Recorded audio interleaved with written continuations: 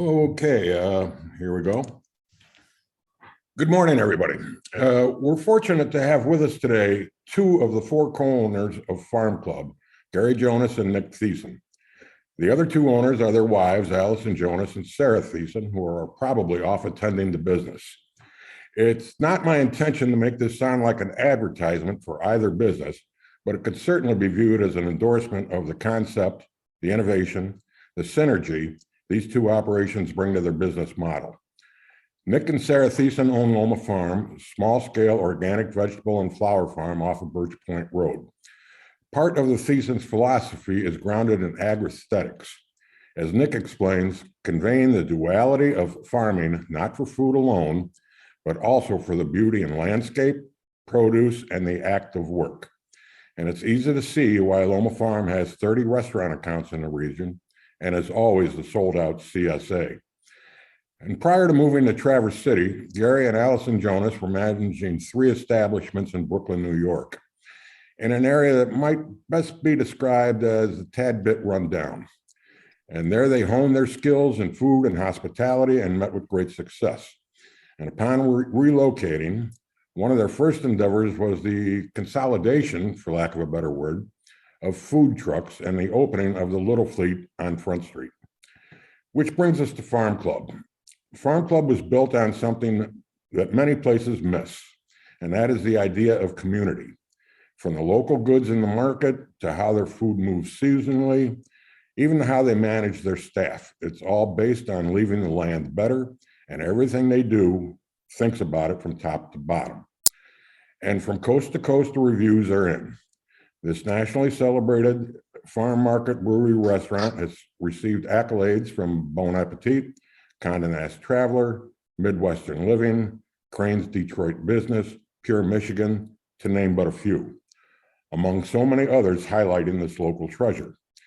And it can be exciting to share a place with those who are so clearly in a space of creation and nurturing of our environment. And that idea lies at the heart of how Allison and Gary do business and the fun over fear notion that has shaped their entrepreneurialism for more than a decade.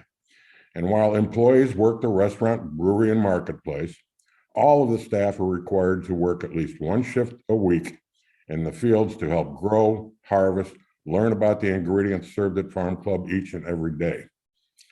The owners of Farm Club hope it can serve as a source of inspiration and connection between residents and the region's agricultural land. As Allison might say, we want this to be a showcase for local agriculture. We do this because it's in our DNA to provide the community with the kind of space that we would want to come and enjoy. The antithesis to the folly of fast life is thoughtful cooking and eating and the slow enjoyment of each other. And that is always a daily special on the Farm Club menu. Please welcome Gary and Nick. Thank you, John. Okay, Gary, let's start with you and have you just tell a little bit about how you got here. Yeah, well, first of all, hello, everybody, and thank you so much for having us. Thank you, John, for that introduction. I don't think I've ever gotten an intro like that, and I feel like I can just stop working. And I was like, I'm done. That was perfect. So thank you. Yeah. So how did we end up here? Let's see. So I'll go back to I met Allison, my wife, at the University of Michigan. And after school, we moved out to New York City. My sister was living out there, so it seemed like a easy and well, New York City is not easy, but the fact that I had family there seemed like a good option, and seemed like a good way to make just have an adventure, I would say. And I actually don't know why I ended up in New York City, but we enjoyed it. It was a great place to be in our 20s, and there's every type of culture you want there, and we loved the food scene, and we got into the food scene. Before Allison and I opened our first restaurant in 2006, neither of us had really spent a lot of time in the restaurant world. We had been servers or been a barista at a coffee shop, but never to the point where we should be ready to open a restaurant. But we found this neighborhood that we were living in called Ditmas Park, and run down. I don't know if it was necessarily run down, but it was it hadn't turned over like the rest of the other Brooklyn neighborhoods. It was still kind of up and coming. And so we saw that there was a change in the demographic happening, but there were no restaurants to service these people. And so we decided to sign a lease on a restaurant, even though we had no idea what we were doing. And that was in 2005. We opened our first restaurant in 2006. And after working those businesses for 8 to 10 years, I'm trying to think about my math here now. After a certain amount of time, we realized that New York City was no longer for us. And I think it was about the same time we started having kids. And we wanted more outdoors. We wanted more nature. We wanted more space. We wanted a better place to raise a family. And so Allison's sister was living here in Traverse City, and we were visiting her and fell in love with the area. And in 2012, we fully moved over. We were still trying to operate the businesses from afar, which was a complete nightmare, but we were doing it. And then in 2013, way faster than I thought we were ready to open a restaurant, we bought the property where the Little Fleet is now. And 2013, we opened the Little Fleet. And we've been here for 10 plus years. And every day that we're here, we're still pinching ourselves that we live here. This is an amazing place to live. Thanks, Gary. Yeah. So Nick, same thing. How did we get so lucky to get you here? Well, Sarah and I, my wife, we were living out in Colorado, and that's where we met. Sarah's from Michigan, and I'm originally from Wisconsin. I moved to Colorado from Wisconsin when I was 17, primarily just for adventure, honestly, to ramble through the mountains. And that's what I did for 15 years. But in that time, I stumbled upon farming quite, well, I like to say, when people say, how'd you become a farmer? I like to say I'm unlucky. But I stumbled onto farming first by loving food and health and, healthy interactions between human and the planet. And so I studied at Colorado State University. I have a degree in conservation biology. And when I finished my degree, the classwork, I had to complete an internship. I lined up an internship in Alaska with a wolf tracking program. And so I decided to ride my bicycle there from Colorado. And about halfway there in central British Columbia, I caught word that the internship was still available, but the funding had fallen through. And so I decided not to take the internship, but to continue the ride. I rode my bike to the Arctic Circle and then down to Skagway and took the inside passage down on a ferry boat, and then met Sarah, who our relationship was quite new at that point, but she decided to come meet me in Vancouver. And that kind of sealed the deal with that. So I went back to Colorado and immediately started looking for an internship. I found one on an organic farm. And at that point, it was early enough in the organic farming movement that the land-grant universities did not yet have organic agriculture programs. It was all very conventional. And so I convinced my advisor that organic farming was relevant in conservation biology. And he agreed and let me do that. And I have not stopped farming since. And I'm going into my 22nd season of farming. So I landed on that first farm as an intern, went to another farm where I stayed for 6 years that was highly diversified. We raised lamb, beef, and pork. We had 7 acres of vegetables. We worked with a team of draft horses. We had a raw milk dairy. We had a wood-fired brick oven, solar and wind energy, greenhouses. It was really ahead of its time. And it's where I really cut my teeth in all of this. And how to really responsibly live on the planet, and stayed there for a while. Then Sarah and I launched our own farm, and it was on rented land. We had that for 2 years, and that kind of went sour. We got the boot and we got kicked off very suddenly by the landlords. And so the community rallied around us, helping us to look and purchase land out there. But the prices were so high and the water was so scarce that we decided that the high desert of the West was not the place to settle for a farm. And so we came and did a tour of the Midwest.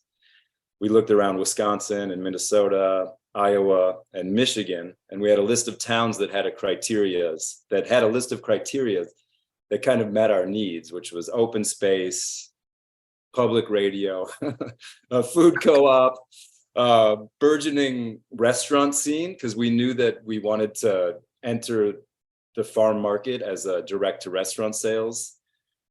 And, beauty was really a big, important part of where we wanted to live. And we just landed on Traverse City after a 3-week tour of the Midwest and moved here in 2011 and started Loma that first fall that we moved here.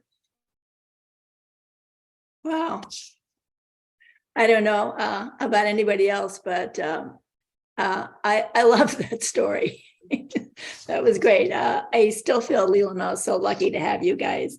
So how did the two of you meet and start this incredible partnership where I can go when I want to get something yummy to eat? You take that one, Gary. All right. Well, my story might be different from yours, but I think that I first met Nick at the farmer's market selling vegetables. And I think both Allison and I were, it was obvious to us that this was a different farm, a different caliber of vegetables that were coming out from the farmer's market. And then I don't know how, but somehow we got invited to one of Nick and Sarah's farm dinners, which it was kind of really, really eye-opening to us. It was a couple times a year, they were opening up their farm and hosting dinners. Imagine this like really long table in the middle of the fields that is like somehow it just was always sunny and beautiful and the perfect night when it was there. And we were just blown away by the amount of effort and sincerity and the love for the land and for food. And so I think we just started becoming closer and closer friends. And then we decided to go on a surf trip. Really, that's where the farm club's idea started happening, is that there were 4 of us that went to Mexico 8 years ago now. And we're just talking on these trips. You're always just like brainstorming different things, and farm club kind of came out of that, I would say. Wow, a surf trip. That's great. I love that. Nick, is that what you're thinking? Yeah, I think that story's credible, Gary. Thank you. Yeah, one time I was interviewed about farming, and it was like this quick, rapid question. And one of them was, what's your favorite part about farming? And my answer was surfing. Having a little bit of free time in the winter. Yeah, but yeah, a lot of clarity and inspiration can come when you remove yourself from your environment. And yeah, I think even still when we go on these short surf trips, we come back inspired and ready to create more and double down on our efforts. Maybe we should stop going on these surf trips. Yes. Oh no, I can't wait to see what you'll invent next. Well, I've always been impressed with both of you, your work ethic. You guys put in so many hours every single day. And so it's nice that you have this surf trip that helps you. But would you say, is that how you balance your incredible amount of hours in the day that you work? Is by having a planned trip that you're thinking about? It's certainly. Go ahead, Nick. Yeah, for me, it definitely helps having that to look forward to and also to look back on. But, I think the real thing, because you're not wrong, we do work a lot of hours, but, when you're creating, I feel honestly right now that there's nothing I'd rather be doing in the world. And so I feel so fortunate, even though at times it is definitely a grind. In general, I just feel so lucky to be able to do this work. It's like at times it's not work, it's just pursuing life in such a beautiful way. Yeah, But it is I don't want to negate the truth that it is a challenge, being an entrepreneur. And in particular, I think an agricultural entrepreneur is at times very stressful and a lot of work. But the balance of it is a beautiful life, is the truth of it. yeah. I mean, you wake up in the morning and you're thinking about it, and you're thinking about the business all day, every day. When you're going to bed at night, in the middle of the night, you're waking up thinking about the business. And that's a joy and a curse, I would say. And like, I try to balance my family life, which is, I would say honestly, like a real challenge. And yeah, the boys surf trip, going back to that, is like really just this pie in the sky that you look forward to every year. And I'm really glad we have that. So your next business might come out of next surf trip, right? Yeah, it's quite possible. Okay. So Nick, I've heard you talk about lean, and I know I've heard that there's this planning board at Loma Farm where anybody who works there comes in and they can just mark off what they're going to do. And as a woman who's always trying to be organized and struggles with that, could you tell us a little bit about lean and how that works for the business? Yeah, so I would say 6 or 7 years ago now, I stumbled upon this business management tool or philosophy called lean. There's many different schools of lean, but it's common in business. But it was founded on Toyota by a Chinese man who was running production in Japan at Toyota back in the 70s, I believe, when Toyota was a very backwater car company that had no foothold in the international market. And he revolutionized their production, both in quality and efficiency, and started this concept of lean. And so the main premise of lean is the reduction of waste. And waste, there are 10 different wastes in lean. To name a few, the obvious one would be on a farm would be wasted produce. But that's though that is an important component of it, it's a small part of waste. Also, there's wasted movement, there's wasted potential, there's wasted time, there's product sitting stationary rather than moving towards its end goal, which is the reception of money. And so these 10 wastes, your goal every day is to reduce them. And so production equals waste plus work. And so the more time you're working and not wasting, the more time you're producing a sustainable business economically. And honestly, the leaner you are, the more ecological you are also. And so that's the main premise of lean. And there's a bunch of tools you can use to help you root out waste. And Loma took this on, inspired by a book by a man named Ben Hartman from Indiana. He has 2 books. One is called The Lean Farm, and the other one's called Lean Farm Practices, something like that. And he took these lean manufacturing premises that were, for the most part, in factories, like cars, production, and he brought it to the small farm. And it really, really opened my eyes. And I'm so thankful for all the guidance that book has given us. And that first year that we really took lean on as a guiding principle of the whole farm, we shrunk our production by an acre and we grew our profit by 20%. Wow. And so it was very much, and enjoyed our lives more, is the truth of it, So it's also about spatial management, managing, tools should be where you use them. It should be in your hand or where it lives and nowhere else.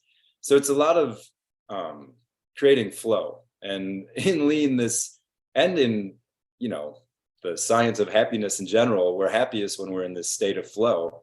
And we can be in this state when we're thinking, when we're working, when we're doing sports, whatever it is. But that state of flow is more likely to happen in an organized space. And so creating clear flow of product is really the goal of it.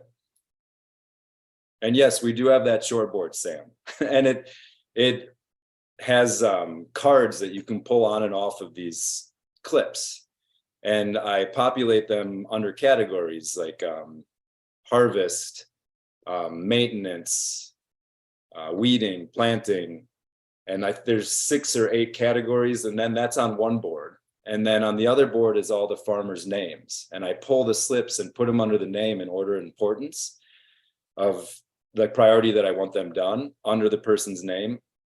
And then they don't have to check in with me. They have a bit of autonomy. They can manage their own day. They can see what is expected of them for the day and for the week. And people, as they check off tasks, can just come into the board. If their name empties, then they can go back to the categories and grab something from the top and keep working, whether or not I'm here. And also, we all now add to it. If we're walking around the farm, we see there's a pest problem in the arugula. Someone will put that up under pest, and then it doesn't go forgotten. Wow. Have you considered tackling government? No, that seems hard. That seems like it would be great. Okay. So Gary, I know part of your goal was to develop a gathering place. Did you have any idea that, opening a restaurant during a pandemic would be this successful? Well, the building was built before the pandemic, and so we didn't know that we were opening in the middle of a pandemic, which was so opening a successful place in the pandemic, we did not know we were going to do that.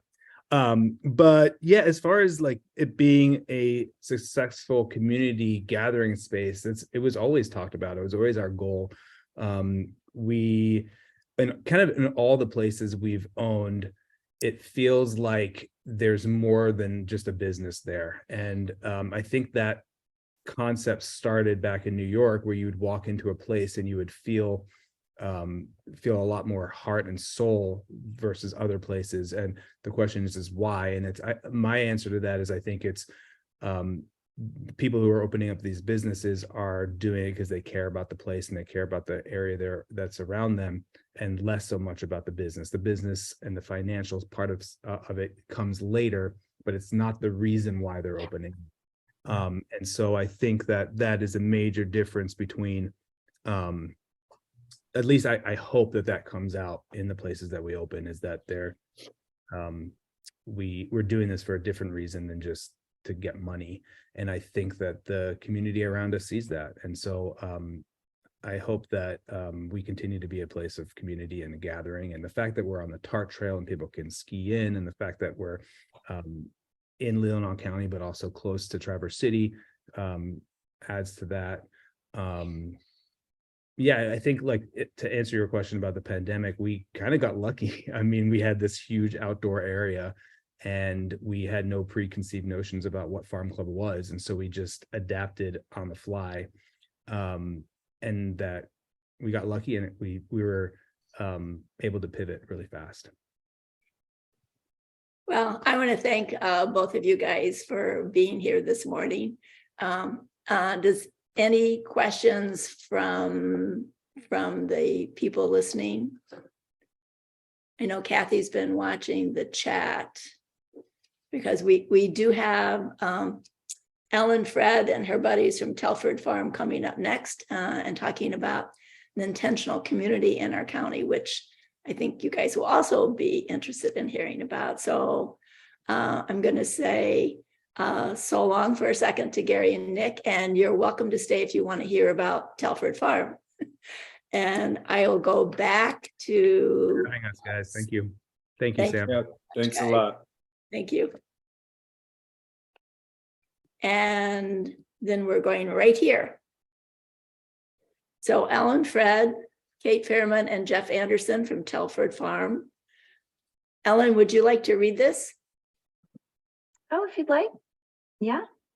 Or you could, if you'd like. This is our mission statement. If you would like to. But yes, I will do that. So so yeah, it's great to be here talking about Telford Farm. an intentional community in Cedar. Our mission statement is here on the slide. We are an intentional community guided by the ideals of trust, respect, unity, cooperation, and participation, which will help us live joyfully and creatively and build a supportive community that honors the sustainability of relationships with each other and the land. So if you go back, Sam, I'll just, oh, that's fine. Well, if you'll actually, if it's not too much trouble, put that back up. I just wanted to explain the two pictures real quick as I do the intro, and then we can go back to just our faces to talk.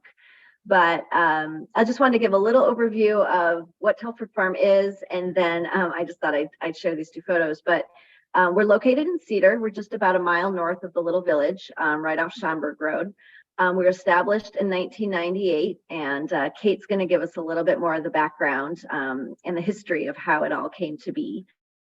It is 90 acres that's shared among 9 families. Right now, we have 8 of the 9 homes built on the property. There's one last lot that is still open, and they do, I believe, plan to build someday. But right now, we have 8 of the 9 built and inhabited. The ages of our members range from 1. We had a baby born on the farm a year ago, December, Lena, and we go all the way up to beyond 70. Although some of us have stopped counting. I don't exactly know the ages at the moment, but I think we exceed 70 at this point. We have about 15 acres that's developed among our individual homes. We have some commonly owned buildings, like a barn, which shown in the left-hand picture. We have a community owned and used sauna that we do every Sunday night in the wintertime, and a few other outbuildings. And then we have about 75 acres that's open space and ag land, about 50 acres of which is in a conservation easement held by the Leelanau Conservancy. So that's kind of the overview. And Sam, I'm sorry, the right-hand photo, I just thought I'd share this. This is me holding a plate of food on Christmas Eve during the height of COVID isolation. And at that point, most of us were in pretty much true isolation, not going to each other's homes, not going into public buildings. But if you see in the distance, you'll see a bonfire in a circle. We spent a lot of time in all the seasons around that bonfire and in maintaining our community connection. And so this was our Christmas Eve feast around the bonfire. So I just thought I'd share that because I think it really does epitomize what it means to live in community. And even in the worst of times, a global pandemic, we were able to continue to remain connected. And I think that's one of the benefits of living as we live. So thanks, Sam. Just wanted to share those photos. So I'm really pleased to be here with 2 of my land partners, Kate Fairman and Jeff Anderson. Kate is a affiliate professor with Grand Valley State University, and Jeff is a skilled woodworker and carpenter and builds furniture and has a shop in our commonly owned barn.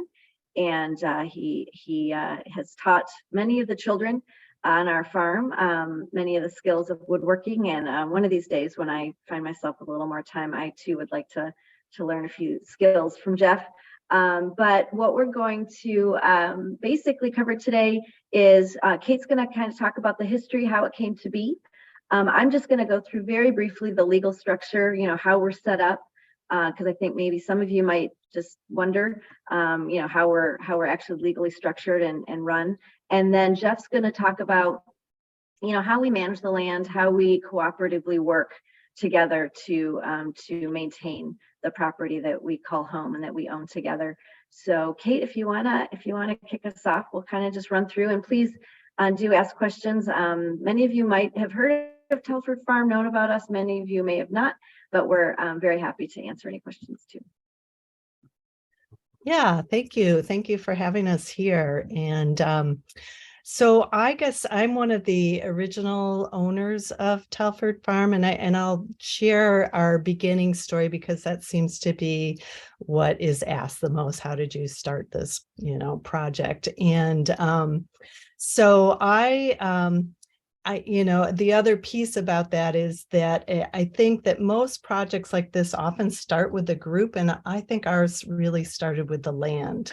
And so our story kind of goes like this, that I was living with my family in Traverse City, and our neighbor came home one day and said, oh, one of my colleagues saw this beautiful piece of land for sale in Cedar, and she, looked at it, fell in love with it, but was way too big for her and her family to think about owning themselves. And wouldn't it be cool to own it with a number of people? And so he said that there was, they were going to take that she was organizing anybody who wanted to come look at this piece of property, some like a week later. And we're like, oh, hadn't really thought about, moving from Traverse City, but I had been familiar with intentional communities and co-housing communities from previous travels. And so I was like, yeah, I definitely like to look at that. And he was, spread the word. And so between that walk of the land, I ran into friends at the Earth Day parade and said, yeah, there's this, this property out in Cedar, and a bunch of people are going to come and go and look at it. Maybe you're interested. And they hopped on board. And so really there was this group of people that met out in Cedar.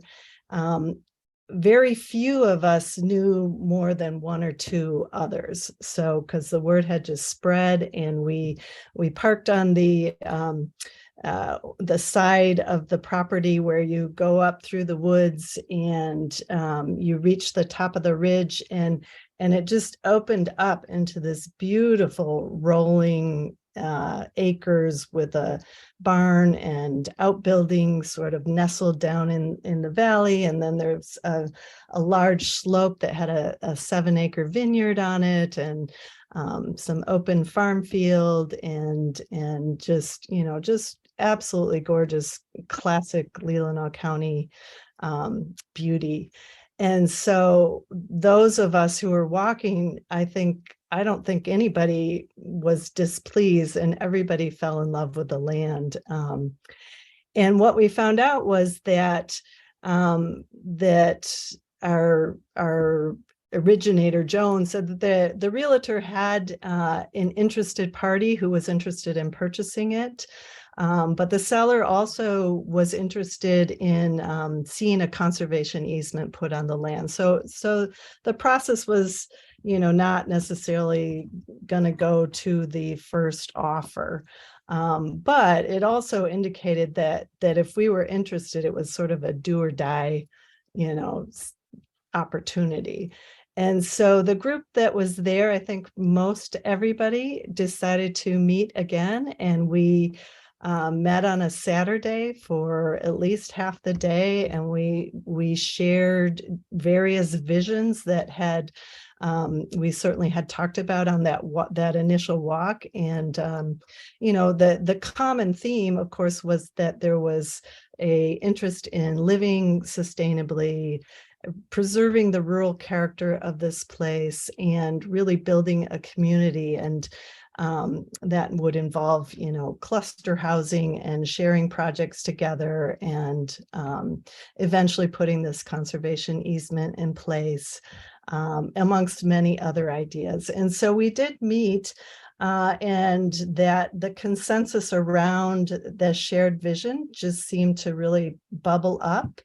It was kind of interesting because there were some people that did end up self-eliminating because part of their vision just didn't seem to hold, didn't seem to bubble up with a lot of consensus. For example, there's a vineyard on the property, right? And we had one of the people there was a winemaker, and many of us were excited about this idea of seeing what it's like to run a vineyard and have that be part of our process. But But there was another person in the group that said, well, I was kind of thinking about a community that is alcohol free. And so it just, those were the kinds of things. And that person, I think, could see that that wasn't going to be a place where consensus was built.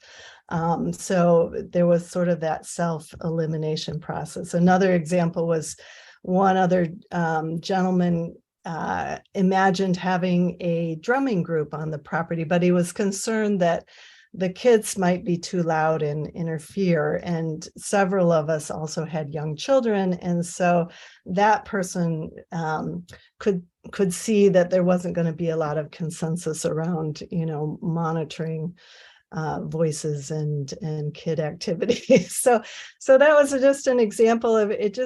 It sort of fell together. Nobody felt any animosity at all, but we could see that there was a group that was gelling around the vision of living as a community and living sustainably. And so in a very short order, probably by that meeting, we had come up with a vision statement. I think we met one other time.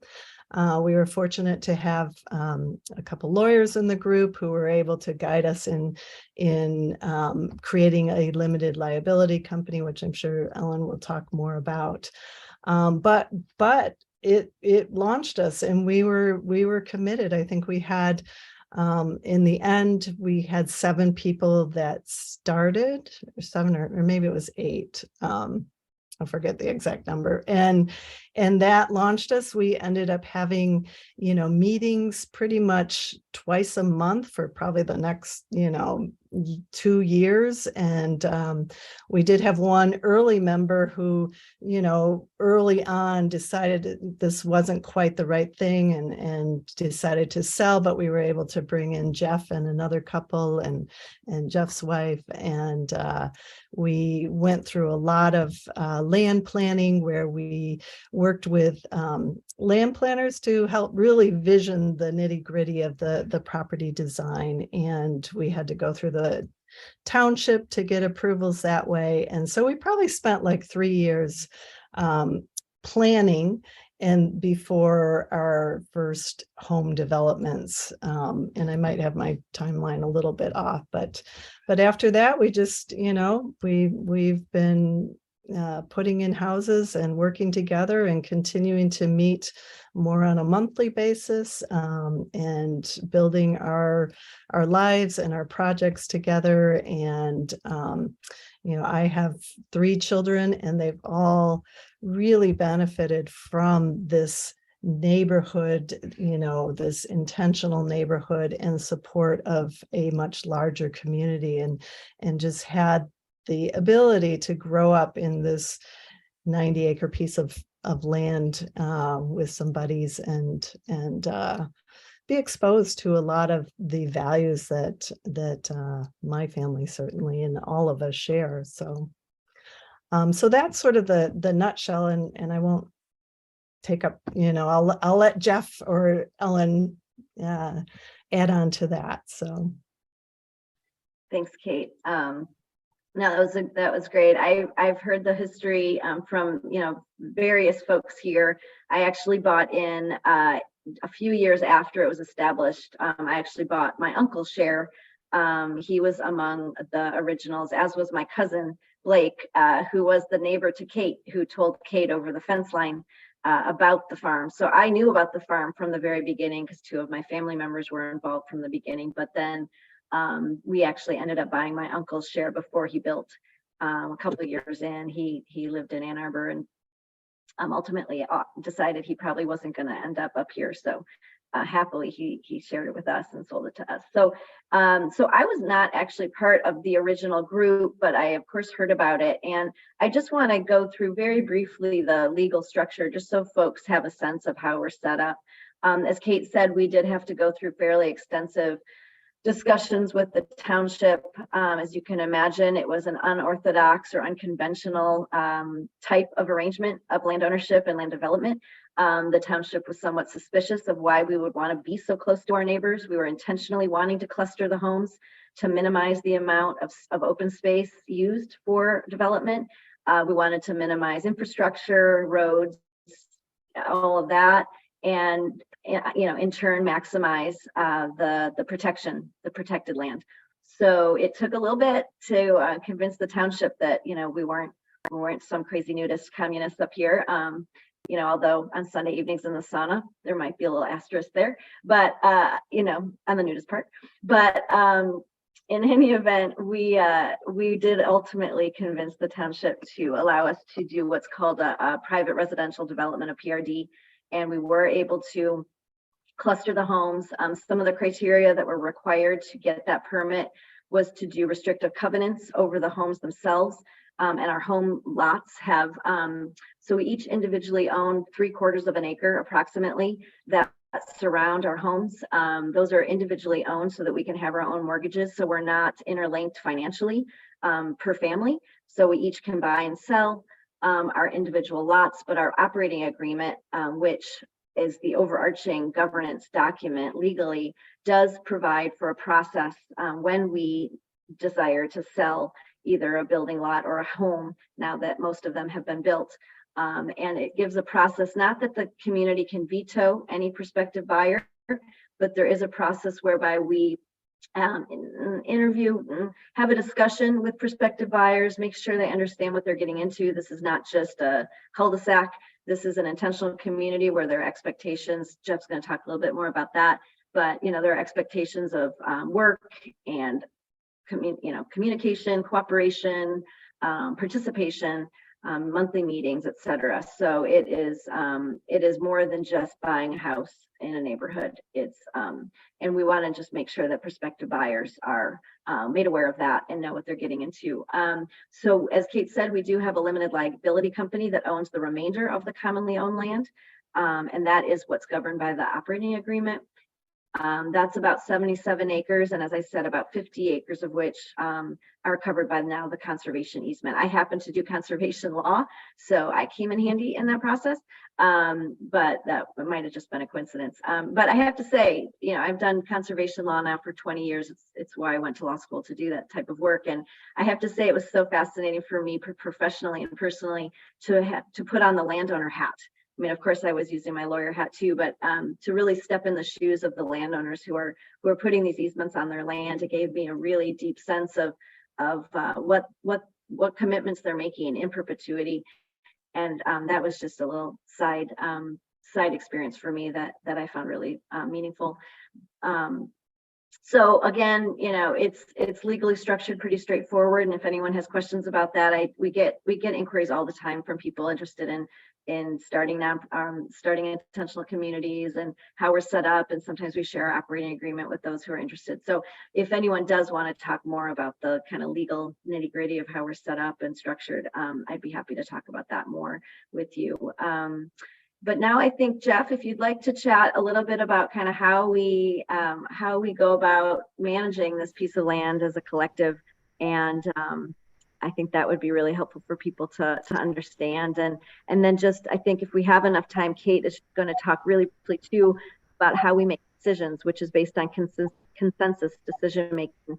I thought it would just be helpful for her to kind of do a really brief overview of how that process works. But Jeff, if you want to talk a little bit about kind of the how we get stuff done around here, and I think folks would be interested in that.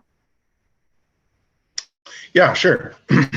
So thank you so much for inviting us to be part of this discussion. I was really interested in hearing Gary and Nick talk about their project. So for ours, we have, this big piece of land, and we don't have to manage the whole piece of land. We can let a fair amount of it just go through its own paces and do what it would like to do.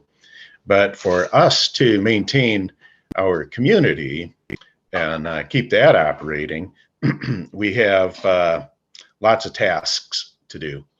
So we came up with an expectations policy of what we all expect one another to and how we want to fit into this group endeavor. So we, from time to time, will look through that policy and we'll change it and adjust it depending on the people here at the farm and their individual circumstances, because, you know, life changes.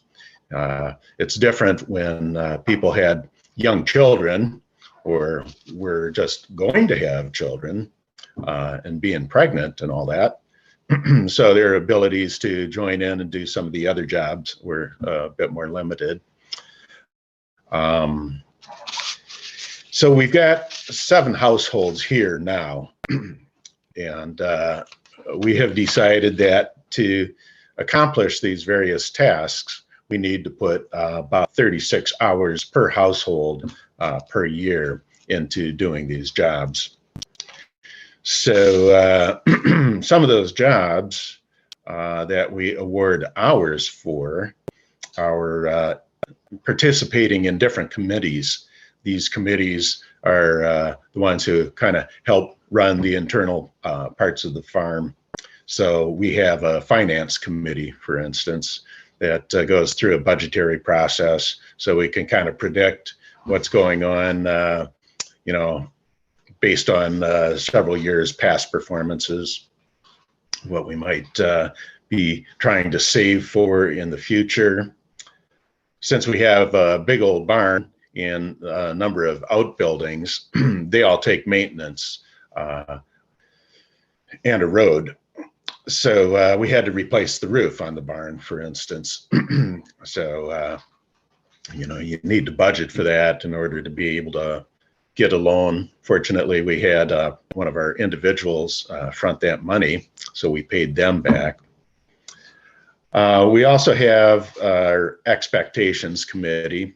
We got occasional but ad hoc committees when we talk about visioning, which we tend to do every couple of years. We have an annual meeting that satisfies part of the requirement that the LLC organization has for us. But then it's also an opportunity for us to all get together, even some of our landowners that live out of the area. And then we can envision what we'd like for the future, things that have worked out or haven't worked out, change those sorts of things. And then we eat a lot and party and sometimes have some dances and that sort of thing.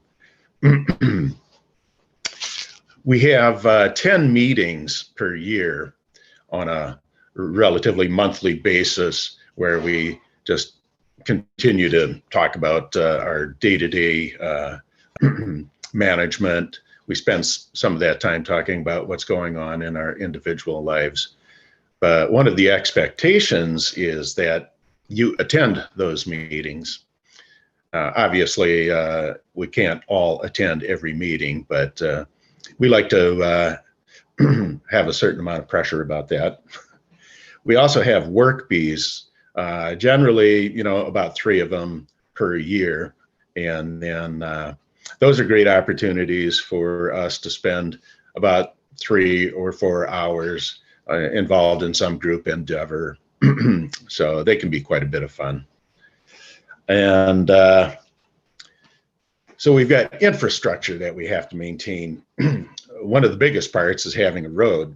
So part of that road is asphalt and part of it is dirt.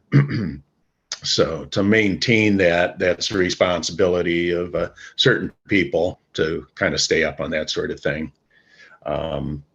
We've got buildings, you know, they always need maintenance. We've got our grounds, so we do a certain amount of mowing. We always have trees that sometimes just fall over and need to be taken down just to keep things safe around here. There are things that come up, unpredictable sorts of things that we need to deal with. But I think I had about 2 to 4 minutes. So unless there's questions, maybe leave it there. Or Kate and Ellen, if you want to chime in, certainly. Thanks, Jeff. That's awesome. Kate, do you want to add to that and maybe even then launch into a little bit just of the consensus decision making, and then we can take some questions. Yeah, I just want to share, one example of what living in a community, one of the benefits can be. So Ellen, when she moved in, she bought a cow, and and she decided that she wanted to, have a cow for the milk and the experience of that. And one of the great things was that she opened it up for us all to be involved. And so so those that wanted to be involved were on a rotating basis of milking the cow every morning. So, I might have had a Wednesday when we were able to milk the cow. And so it was just a wonderful experience for my kids and for ourselves to have that in our lives, but not be fully responsible for it, and to experience what that would be like to, have cows and have fresh milk. And, we in our family, we made a lot of yogurt from it. And of course, we drank a lot of wonderful milk. But we've had sort of a series of experiments like that the community can share with each other and enriches all of our lives. So just wanted to share an example like that. We, just to build on you mentioned consensus, we decided that, we weren't going to have like a majority rule. This was too small a community. The whole, idea is to really work together. So we decided early on that consensus was the decision-making model we wanted to use. And so we all got a small little booklet and read up on it, but we really did need some training, and we hired Maggie Spratmoran to come in, initially, and really help us to develop that technique. And it involves, everybody being on the same page for a decision to come forward. And as people are working through that decision-making process, they can bring up their concerns, and concerns will get addressed. And if concerns remain, then a decision really can't move forward. And so we've been working on that over the years. It's not an easy process. We had Maggie come back in at one point and do a second workshop for us. We've done some self-study where a couple of us had really re-looked at that process to just keep going with trying to make that process as effective as possible. And I think we've done a good job with it, and not to say that it hasn't been challenging at times, but I think it's worked for us, and I think we all feel good about that decision-making mode. So anything you want to add, Ellen? Oh, I think we could go on and on. I just think this is, for me, just a perfect way to live and to share life with others. And it was a lovely way to raise an only child. My daughter had, who she calls her farm siblings, and just the experience of not only, my child growing up in this, but myself growing up in this, and having these people who are so supportive, and who are just like family. So, when Kate says it's challenging, just like any family, there are struggles, there's tension. It's not always kumbaya, but really, I know these folks have my back. And when life gets personally difficult, I can't imagine a better place to be. So I'm happy to take questions. I know we could go on and on, but it's been for me an ideal living situation. And I love when people come to me and say that they're interested in potentially looking into it for themselves. And I'm always happy to help guide, provide input, at least how we've done it. It's not perfect, but what are we, 24 years in, and we're still smiling. So I think it's working pretty well. Wow, thanks so much, Ellen, Jeff, and Kate. Does anybody have questions for these guys? You know, I don't know if Gary is still here, but there was a question for Gary that I didn't see. Gary, are you still here? I see his, Yeah, he might not be able to hear me well. I think Marcy asked any future plans. So Marcy, I'll get back to you. I'll just call Gary and find out the answer for you, okay? All right, so we're gonna move along here now. And can you guys see my screen? yes. Okay, all right.